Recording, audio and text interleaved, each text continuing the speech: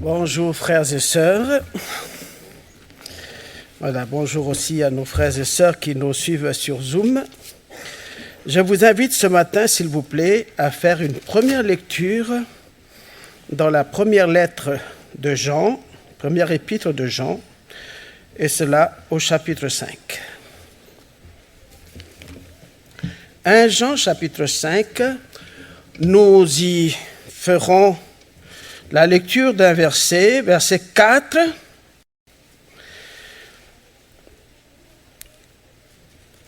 Tout ce qui est né de Dieu triomphe du monde. Et voici la victoire qui triomphe du monde, c'est notre foi. Amen. On va retenir ce verset pour qu'il nous guide tout le long de cette méditation. Je vous invite à faire une deuxième lecture dans le livre des Juges, et cela au chapitre 6. Juges chapitre 6. Le verset 3 nous dit ceci.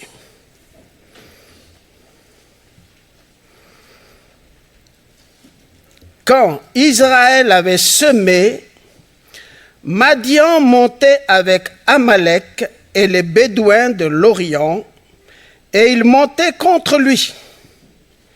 Il campait en face de lui, détruisait les productions du pays jusque vers Gaza, et ne laissait en Israël ni vivre, ni brebis, ni bœufs, ni ânes. Quand ils montaient avec leurs troupeaux et leurs tentes, ils arrivaient comme une multitude de sauterelles. Ils étaient innombrables, eux et leurs chameaux. Ils venaient dans le pays pour le ravager. Israël fut très appauvri par Madian, et les Israélites crièrent à l'Éternel. Amen. Je vous invite à faire une troisième lecture de Samuel chapitre 23. De Samuel chapitre 23.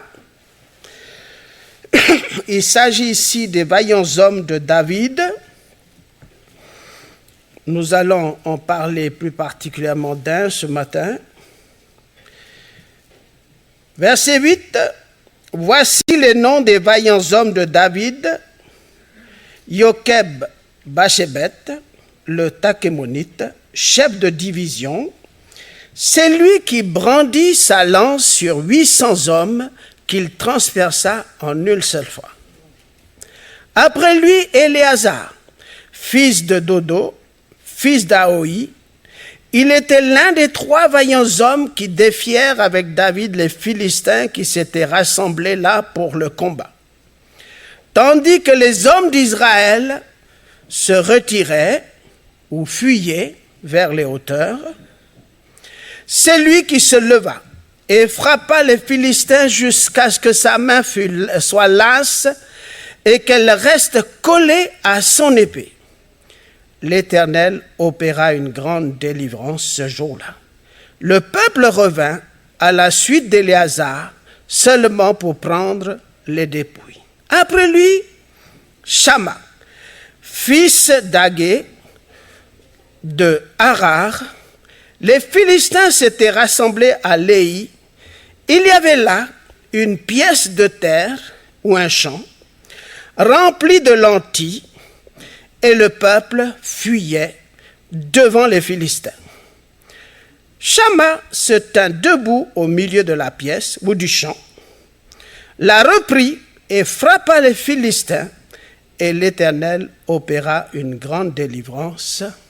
Amen. Amen. Voilà donc l'histoire d'un de ces vaillants hommes de David,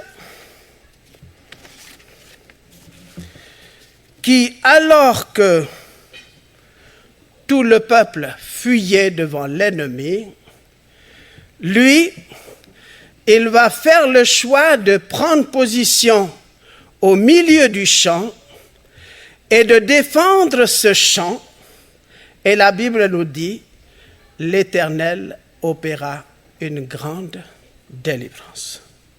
Alléluia. Frères et sœurs, je crois que nous sommes dans un contexte très particulier et qui certainement va aller de mal en pire parce que lorsque nous lisons les Écritures, nous comprenons que les temps derniers seront difficiles. Nous voyons donc des conflits. Nous sommes donc dans un environnement de conflits, de mécontentement, de révolte, de haine. Ça, c'est ce qui fait notre quotidien par les médias chaque jour. Nous sommes environnés de guerres, d'instabilité planétaire, de bouleversements mondiaux, et la liste n'est pas exhaustive. Et vous remarquerez certainement qu'on est dans un temps où on appelle bien ce qui est mal et mal ce qui est bien. Et même la justice, la vérité trébuche sur la place publique. Ça, ce sont des choses que les plus anciens diront qu'il y a 30 ans, 40 ans en arrière, on s'offusquait à l'égard de ces choses, mais aujourd'hui, c'est devenu monnaie courante.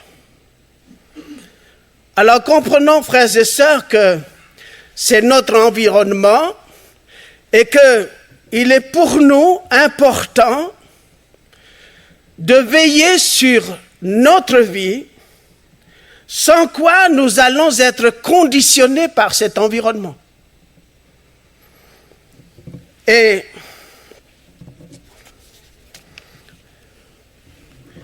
frères et sœurs, je crois qu'il y a un domaine sur lequel il faut que nous veillions particulièrement. Parce que le chant peut nous parler de beaucoup de choses. Le chant peut nous parler de notre foyer, notre maison, notre famille.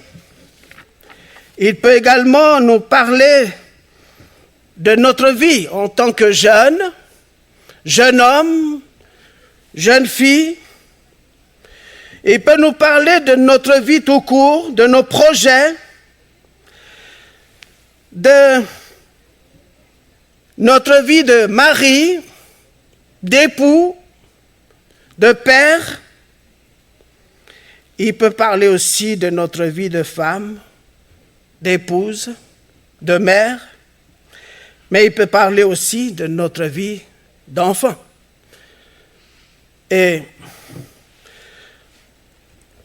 le temps est court pour développer tout cela, mais je crois que dans tout ce que je viens de citer, sans que cela soit exhaustif, je voudrais dire, frères et sœurs, nous avons chacun un champ sur lequel il faut veiller. Voilà. Et ma prière, je dirais, c'est que chacun de nous prenions conscience devant la parole de Dieu du champ sur lequel nous devons veiller d'une manière toute particulière. Mais tous ces champs, je dirais, ils ont un point commun. Et je voudrais vous demander d'ouvrir avec moi dans le livre de Proverbes, au chapitre 4.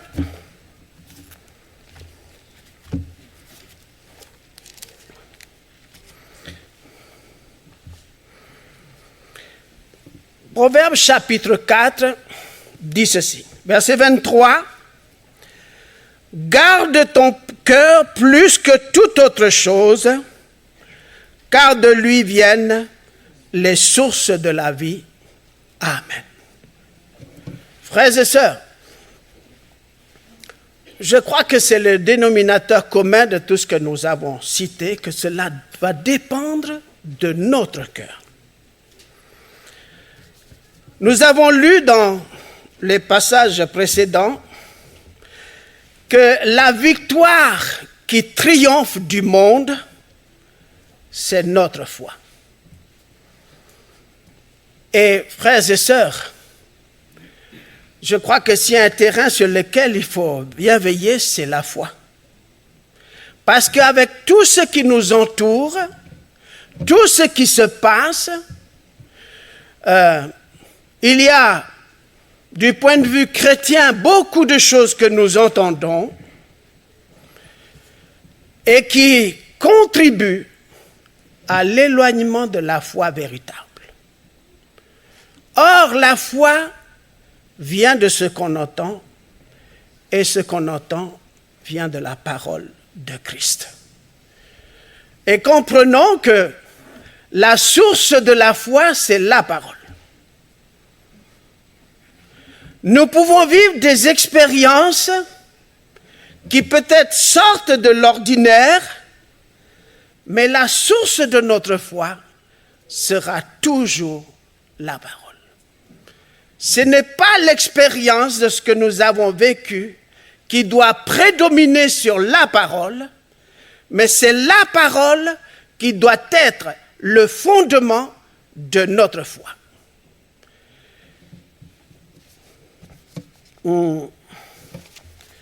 Lorsqu'on parle de la foi, j'ai retenu quelques passages, mais je n'ai pas retenu tous les passages concernant la foi.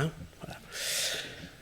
Mais, je dirais, Hébreux chapitre 12, versets 1er et 2, nous dit que Christ est l'auteur de la foi et qu'il mène cette foi vers la perfection. Marc chapitre 16, verset 16, on va peut-être le lire. Marc 16, 16.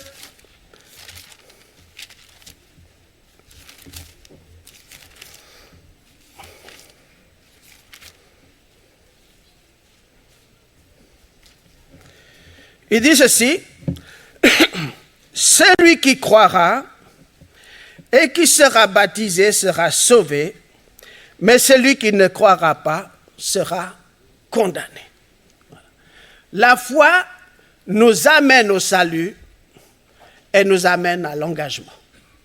Sans la foi, on ne peut pas vivre cela, d'une manière véritable, je veux dire. Vous voyez, il y en a qui peuvent se passer par les eaux du baptême, mais s'il n'y a pas l'exercice véritable de la foi, ce n'est pas le baptême qui sauve. C'est la foi dans l'œuvre de Jésus à la croix. Le baptême est la conséquence de ce que nous avons vécu en secret avec le Seigneur. Éphésiens chapitre 6, verset 16 parle de la foi, ce bouclier qui protège. Voilà. Si nous perdons la foi, nous perdons ce qui nous protège. Voyez? Nous pouvons avoir toute la panoplie des armes, mais sans la foi, toute cette armure est vulnérable. Matthieu chapitre 21, versets 21 et 22 nous parle de la foi qui déplace les montagnes. Et combien, frères et sœurs, nous avons des montagnes parfois qui sont insurmontables. Et c'est la foi qui nous donne de vivre la délivrance et la libération, qui fait que cette montagne qui est là, qui occupe de la place dans notre vie, eh bien, par la foi, cette montagne peut être enlevée. Marc chapitre 5, verset 34 nous parle de cette femme qui est venue par derrière saisir le vêtement de Jésus et qui a été délivrée, de sa perte de sang. Et le Seigneur va dire, « Ma fille, ta foi t'a sauvée » ou bien « Ma fille, ta foi t'a guérie ». Donc la foi nous amène à vivre l'expérience de la guérison.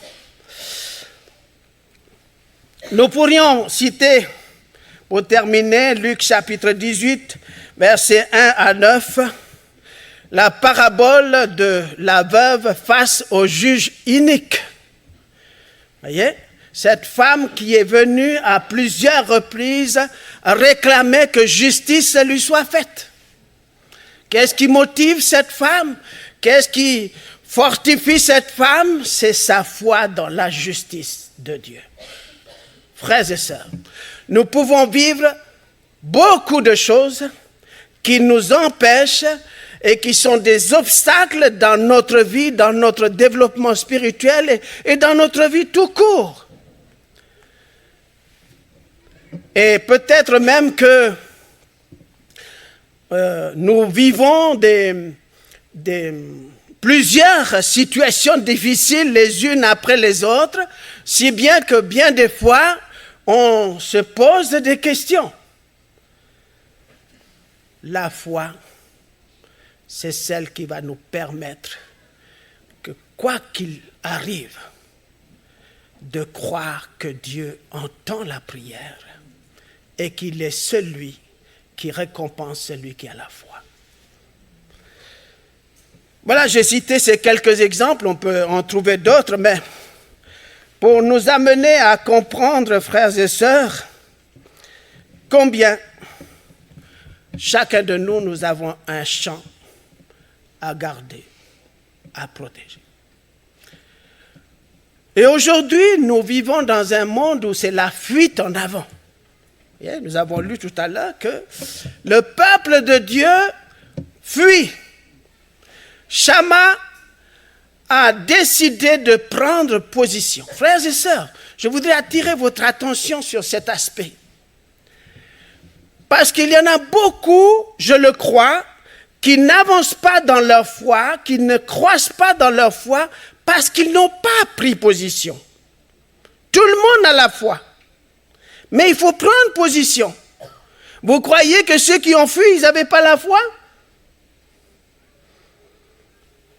Si. Mais la foi, elle demande à être mise en action. Voyez? On peut dire qu'on a la foi. Mais c'est ce que nous vivons qui nous permet de savoir si nous sommes en train d'expérimenter la foi ou pas. Et Dieu, il est l'auteur de la foi. Pour nous permettre d'accéder à l'exaucement de nos prières d'une part, mais d'autre part, à l'exécution de sa volonté. Je vais ouvrir ici une petite parenthèse, je ne vais pas le développer, mais quand on voit Éphésiens chapitre 1er, nous voyons, frères et sœurs, que bien avant la fondation du monde, Dieu a déjà béni de toute bénédiction spirituelle en Christ. Voyez? Bien avant la fondation du monde, bien avant que l'homme ait péché.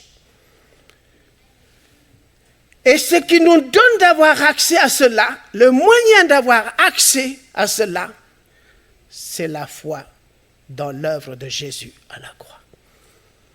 C'est l'œuvre de Jésus à la croix qui a rendu cela exécutoire pour nous.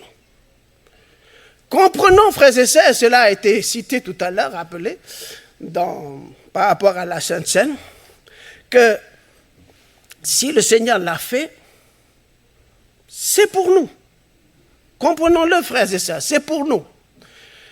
Et ce qui nous donne de vivre toutes ces promesses, c'est la foi. Les disciples, je crois, dans un des évangiles, vont dire au Seigneur, augmente-nous la foi. Voyez? Après le Notre Père. Mais, ce que je veux dire, c'est que quand on lit le contexte, on voit que le contexte, c'est le contexte du pardon. Et quand les disciples, ils ont entendu cela, ils disent, Seigneur, augmente-nous la foi. Il faut donc la foi pour pardonner. Voyez?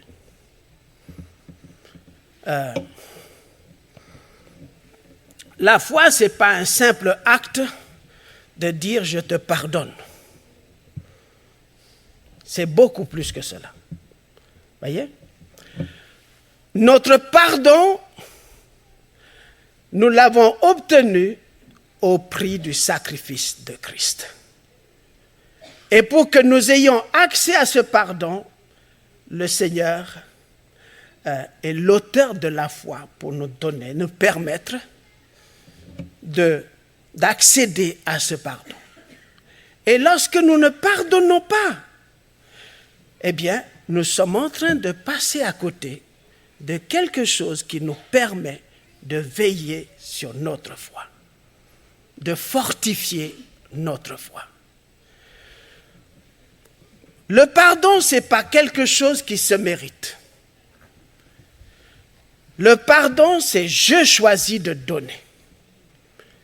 Et Dieu a choisi de nous donner le pardon. Pas parce que nous le méritons, mais parce qu'il nous aime et il veut que nous soyons libérés.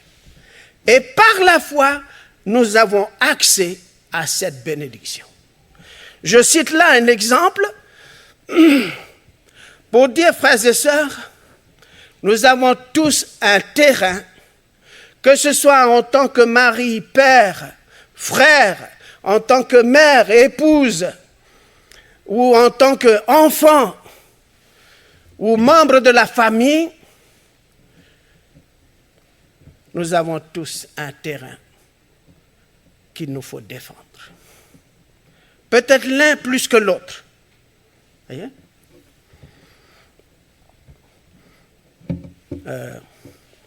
Je ne vais pas m'étendre sur les exemples parce qu'on prendrait du temps. Mais c'est pour nous amener, frères et sœurs, à saisir et à comprendre l'importance de reconnaître là où il y a une faiblesse dans notre vie. Voyez? Voilà. Il ne s'agit pas de faire des calculs humains. Il s'agit ici de répondre à ce que Dieu nous demande. Je vois surtout cela dans notre vie de couple. Je prends cet exemple, dans notre vie de couple. Quand on est ensemble au début, on ne voit pas les défauts de l'un et de l'autre. Au bout de quelque temps, eh bien, ça commence à coincer. Voyez? Voilà. Et je ne pense pas que je sois le seul. Hein? Mais c'est pour dire que, et parfois, on développe des stratégies pour que l'autre change. Mais l'autre développe des stratégies pour que moi, je change. Voyez? On peut le développer pendant longtemps, ces stratégies-là. Voyez? Mais si nous revenons à la parole, on va regarder quel est le rôle du mari et quel est le rôle de la femme. Ça, c'est le champ du mari et c'est le champ de la femme. Et puis, il y a le champ des enfants. Voyez? Aujourd'hui, dans les discussions, les relations avec les enfants, quand on parle de certaines choses, on dit « Ah, mais papa, maman, vous êtes rétro. Ça, c'est vieux, tout ça. Maintenant, on est dans la modernité. Et finalement, à force de confrontation, on commence à céder sur l'éducation. Il y a des choses qu'on commence à permettre d'entrer dans notre champ. Voyez? Et ça, c'est de la mauvaise herbe qui va pousser et qui va nous empoisonner. Voyez? Ceci pour dire, voilà, parce qu'il m'est arrivé de voir combien, je ne pense pas que ce soit en Nouvelle-Calédonie seulement, mais quelques-uns qui utilisent le fait que la femme soit soumise au mari. C'est le mari il faut que la femme soit soumise. Voyez? Et on insiste sur ça, parce qu'il y en a qui sont un peu machos. Mais c'est pour dire que, mais l'autre verset dit, Marie, aime ta femme comme Christ a aimé l'Église. Et Ça, je crois qu'on a du travail, les frères. Hein? Voilà. Et je crois que c'est le champ sur lequel moi, je suis appelé à travailler. Pas sur le champ de mon épouse. Et puis les enfants, il dit, obéissez aux parents. Voilà. Alors, surtout quand on vit sous le toit. Voyez? C'est important, l'obéissance aux parents. Il y a une bénédiction quand les enfants honorent les parents. Voyez? Parce qu'il y a des enfants qui abandonnent les parents. Des grands-enfants. Voilà. Je vais m'arrêter là parce que je crois qu'on a compris l'importance du message de veiller sur le champ. Et lorsqu'on défend, lorsque Shamma s'est mis au milieu du champ, voyez, la fin de ce passage, il dit « L'Éternel opéra une grande délivrance ». Voyez, c'est pour dire que Shamma n'a pas compté sur ses forces. Il a compté sur Dieu. Voyez, c'est sa foi qui a été mise en action parce qu'il comprend que le champ, s'il est laissé à l'ennemi, il va être ravagé, détruit et ça va être la famine. Frères et sœurs, que Dieu nous aide dans le contexte que nous vivons à faire attention à ce que nous regardons, à ce que nous entendons, parce que tout cela nous nourrit. Voyez? Et finalement, on s'empoisonne avec tout ça. Combien il est important de vaquer, non seulement à la lecture de la parole, parce qu'on peut lire la parole et puis lire toute la Bible, mais c'est surtout avec ce désir de se laisser instruire d'une part et d'autre part de vivre la parole. Parce que Dieu a toujours voulu que sa parole soit non seulement lue, mais vécue. Ici, dans ce que nous avons lu tout à l'heure, Shamma, il dit, il reprit le champ. Ça veut dire que l'ennemi était déjà présent dans le champ. Voyez? Mais qu'est-ce qu'il a fait? Il a combattu pour reprendre le contrôle du champ. Frères et sœurs, peut-être que vous êtes dans cette situation-là. Eh bien, il n'est pas trop tard. Au contraire, à partir du moment où nous réalisons que l'ennemi a fait son entrée, il n'y a qu'une seule solution, c'est de chercher Dieu. Voilà. C'est de se jeter sur sa face, de s'humilier, demander pardon à Dieu parce qu'il y a des choses qu'on a tolérées. Il y a des compromis qu'on a faits. Voyez? On a lâché la bride. Et il est difficile de revenir. Alors, il ne s'agit pas ici de condamnation. Pas du tout. Il n'y a plus de condamnation pour celui qui est en Jésus-Christ. Mais il faut se reprendre, frères et sœurs. Et si tel est votre cas, ce n'est pas trop tard. Vous avez encore la possibilité, avec l'aide du Seigneur, de redresser la barre. Parce que c'est sa volonté. La victoire qui triomphe du monde, c'est notre foi, frères et sœurs. Il y a une puissance dans la foi. Et si le Seigneur a créé, si je puis dire, la foi, c'est pour que nous ayons accès aux promesses de Dieu. Ces promesses, nous les connaissons, pour la plupart. Mais est-ce que nous les vivons? Ça, c'est une autre question. Voyez? Mais la volonté de Dieu, c'est que nous vivions, eh bien, les promesses. Prenons l'exemple de l'apôtre Paul, qui est souvent cité. À 3 reprises, il a prié pour que le Seigneur le délivre de cette infirmité. À 3 reprises. Et finalement, le Seigneur lui dit, ma grâce te suffit. Je ne vais pas te guérir, ma grâce te suffit parce que ma puissance s'accomplit dans ta faiblesse. Ça, c'est pour Paul. Mais il a insisté jusqu'à ce que Cela aurait pu se passer 7 fois, ou 8 fois, ou 10 fois. Mais pourquoi est-ce qu'il insiste? Parce que c'est une promesse. Vous comprenez? Jusqu'à ce qu'il reçoive de Dieu cette parole. Cette veuve, devant le juge qui ne veut pas lui rendre justice, elle insiste. Pourtant, c'est le juge.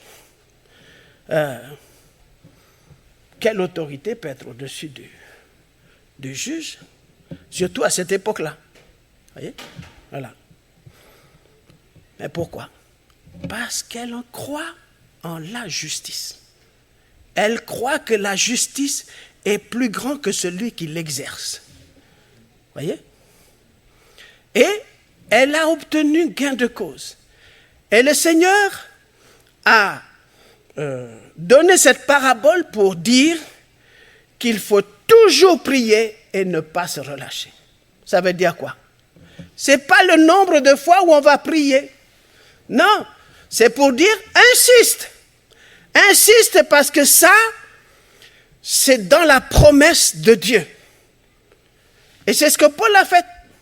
Il a insisté jusqu'à ce qu'il reçoive cette réponse que pour toi, je ne vais pas te guérir, mais ma puissance se manifeste au travers de ta faiblesse. Et Paul n'a plus parlé de cette histoire de faiblesse. Voyez?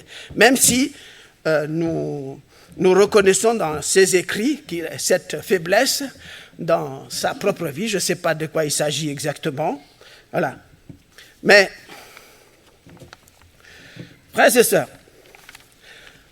je voudrais vous inviter à lire Luc, chapitre 8. Luc, chapitre 8. La parabole du semeur. Voyez? Luc, chapitre 8, parce que je crois que notre cœur, il y a 3 terrains possibles.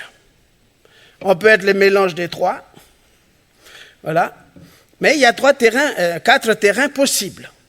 Et je crois que la volonté de Dieu, c'est que c'est le 4e terrain pour notre vie. Voyez? C'est pour dire ceci que notre responsabilité. Hein? Et verset 5, il dit, le semeur sortit pour semer sa semence. Comme il semait, une partie de la semence tomba le long du chemin. Elle fut foulée aux pieds et les oiseaux du ciel la mangèrent. Voyez?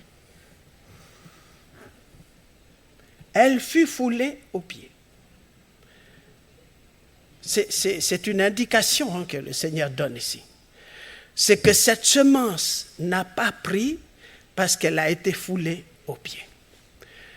Ce terrain, c'est un terrain qu'on a foulé, tellement foulé qu'il n'est plus en mesure d'accueillir la parole. Et qu'est-ce que l'ennemi fera? Eh bien, le diable vient et il enlève cette semence pour que, de peur que celui-ci ne croie et soit sauvé.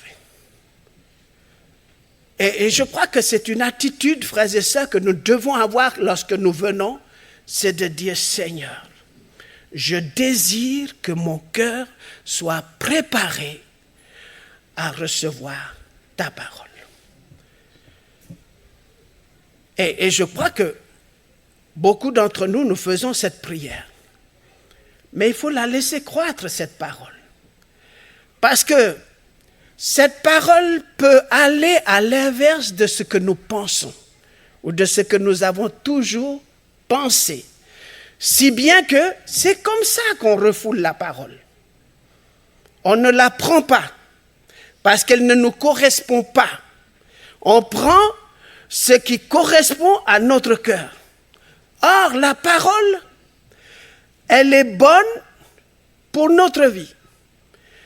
Et même si ça secoue un peu, mais c'est essentiel. Et je crois qu'on va lire peut-être Osée. Osée chapitre 10. Le livre d'Osée chapitre 10.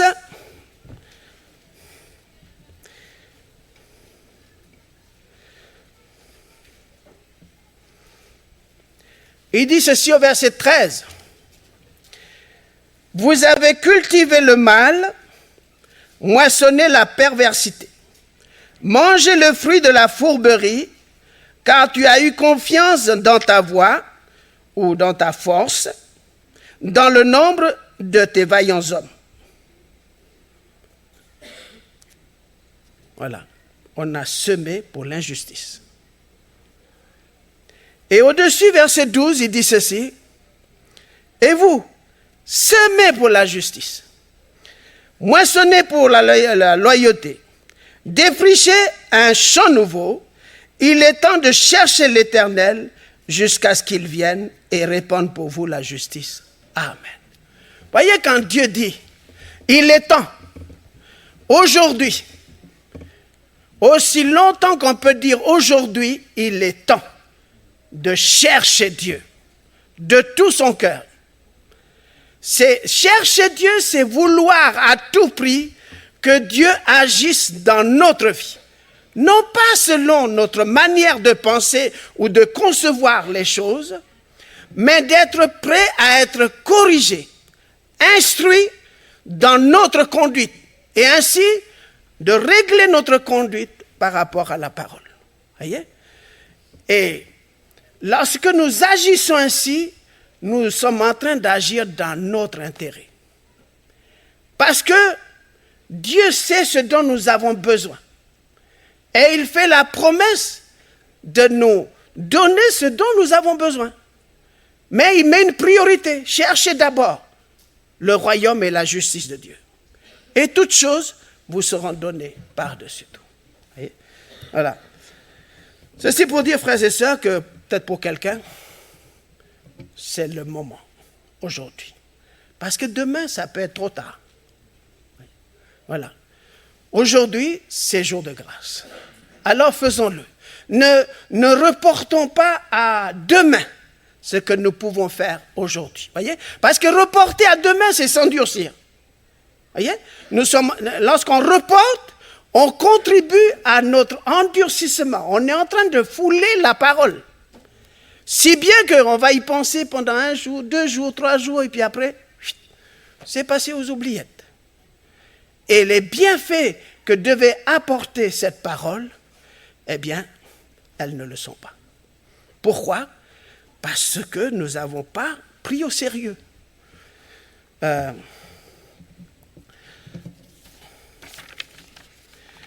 Dans l'histoire la parabole du champ, il nous est parlé du deuxième champ, c'est ce champ qui, en apparence, c'est beau, ça va pousser, et effectivement, lorsqu'on a semé, ça a poussé. Mais ça a vite baissé la tête. Pourquoi?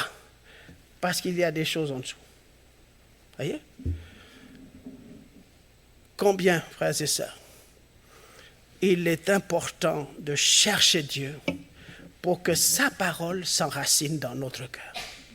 Nous avons un cœur qui résiste naturellement à la parole, qui résiste naturellement à Dieu.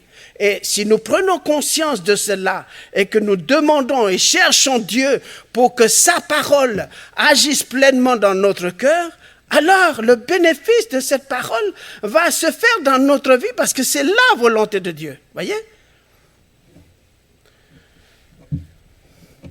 Le troisième terrain, c'est ce terrain qui est beau, sauf qu'il y a déjà de la semence. Voilà. Ça nous parle de quoi? Ça nous parle du fait que on est partagé, c'est un cœur partagé. Voilà. On aime le Seigneur, mais on aime le monde. On est présent aux réunions, mais parmi le monde, on agit comme le monde. Résultat de ces choses, eh bien, la parole est étouffée et le fruit qu'il doit porter, eh bien, ne vient pas à maturité. Frères et sœurs, c'est une affaire sérieuse, ça. Voyez? Parce que c'est une affaire d'éternité. Ce n'est pas une question de dénomination, de religiosité, c'est une question de vie. Et combien il est important. Voyez? Si quelqu'un n'a pas pardonné depuis plusieurs années, il faut le faire. Sinon, vos prières, vos louanges ne vont nulle part. Peut-être que vous vivez des expériences. Oui, mais vous pouvez vivre des expériences et terminer en enfer. Voyez? Or, la volonté de Dieu, c'est que nous ayons la vie. Et la vie en abondance. Voyez? Quand cette vie en abondance, on ne sera jamais suffisamment en abondance. Mais plus il y a cette abondance dans notre vie, eh bien, cette abondance conditionne notre vie. Voyez? Pourquoi? Parce que là où est notre trésor, là aussi se trouve notre cœur. Voyez? Et la parole de Dieu nous dit que l'homme bon tire du bien du bon trésor de son cœur. On n'a pas besoin de faire d'efforts. Voyez? Parce que la bouche parle de l'abondance du cœur. Voyez? Voilà. Il y a des choses qu'on peut contrôler. Voyez? Mais on ne peut pas être tout le temps dans le contrôle. Voyez? Pour montrer qu'on est chrétien, enfant de Dieu, etc. Mais à un moment donné, à un autre, la nature véritable va ressortir. Ce qui permet à ce que cette nature ancienne disparaisse, c'est l'abondance des choses de Dieu. Voyez? Pour qu'une bouteille soit pleine, il faut mettre de l'eau. Voyez? Mais elle n'est pas vide, cette bouteille. Elle est remplie, mais remplie d'air. Voyez? Alors, frères et sœurs, ne soyez pas une bouteille à moitié remplie. Mais soyons cette bouteille non seulement pleine, mais qui déborde. Le Seigneur a dit, si quelqu'un a soif, qu'il vienne à moi, qu'il boive, et des fleuves d'eau vive couleront de son sein jusque dans la vie éternelle. Vous réalisez ça, frères et sœurs? Je ne sais pas combien sommes-nous ce matin et sur Zoom. Mais si nous prenons tous cette résolution, nous prenons position pour dire, je veux vivre ça, frères et sœurs, eh bien, la grâce de Dieu, eh bien, elle va déborder. Et forcément, si elle déborde, ben, quand les fleuves débordent, ben, c'est au-delà, mais ça, c'est des crues. Mais nous, la grâce de Dieu, c'est la vie. Et les hommes, au milieu de cette génération dans laquelle nous nous trouvons, ont besoin de vivre la grâce de Dieu. Je vais terminer avec ce passage, deux passages. Philippiens chapitre 2, et je vais terminer là.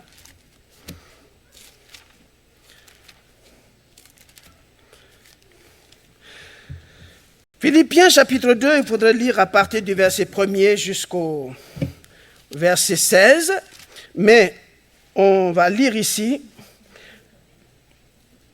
le verset 12. Le verset 12 dit ceci, « Ainsi, mes bien-aimés, comme vous avez toujours obéi avec crainte et tremblement, travaillez à votre salut. » Ici, dans la version que j'ai, il dit « Mettez votre salut en action. Non seulement comme si j'étais présent, mais bien plus encore maintenant que je suis absent. » Travailler à notre salut. Et frères et sœurs, ce que nous venons de dire, lorsque nous le mettons en action, nous sommes en train de travailler à notre salut. Voyez? Voilà. Je ne sais pas si vous avez souligné tout à l'heure, vous avez entendu tout à l'heure, mais le frère, il a souligné le salut éternel. Voyez? Mais on n'est pas sauvé une fois pour toutes. Frères et sœurs, il faut travailler à notre salut. Voyez? Il faut travailler. Et quand on travaille à notre salut, frères et sœurs, il y a une conséquence. Il dit ceci, verset 13, « Car c'est Dieu qui opère en vous le vouloir et le faire selon son dessein bienveillant. Faites tout ou toute chose sans murmure ni hésitation ou ni discussion, pour être irréprochables et purs, des enfants de Dieu sans reproche ou irrépréhensibles, au milieu d'une génération corrompue et perverse, parmi laquelle vous brillez comme des flambeaux dans le monde, portant la parole de vie. Amen. Voyez? Voilà. Une des conséquences du fait que nous travaillons à notre salut. Eh bien, il y a cette œuvre de sanctification qui se fait normalement dans notre vie. Et ici, il dit, pour être irréprochable, irrépréhensible, pur. Dites-moi, frère et sœurs, vous êtes irréprochable, irrépréhensible? Moi, je ne saurais pas dire cela. Mais ça nous parle de l'œuvre de Jésus à la croix. C'est ça qui nous rend irréprochables et irrépréhensibles aux yeux du monde spirituel. Voyez? Voilà. Et aux yeux de Dieu, eh bien, il nous accueille par cette œuvre de Jésus à la croix. Alléluia.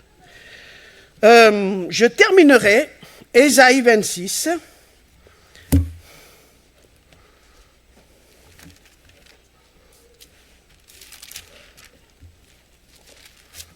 Alors, Ésaïe 26. Et